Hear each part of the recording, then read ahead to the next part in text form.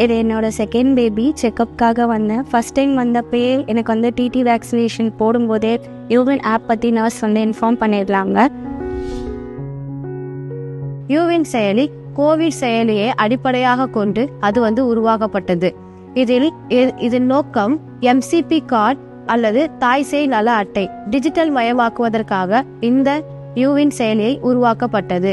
இந்த தடுப்பூசி நிலையத்தில் இதில் பயன்பாடு உள்ளது.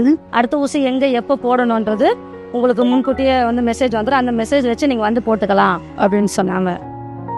அது ரிஜிஸ்டர் பண்ணதுக்கப்புறம் நான் போட்ட வேக்சினேஷன் டீட்டெயில் சர்டிஃபிகேட்டாகவே எனக்கு வந்துருச்சு.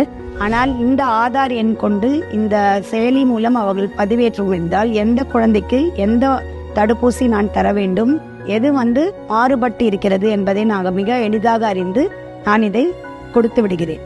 இதனால் குழந்தைகள் தடுப்பூசி இதிலிருந்து விடுபடுவது மிகவும் குறைகிறது.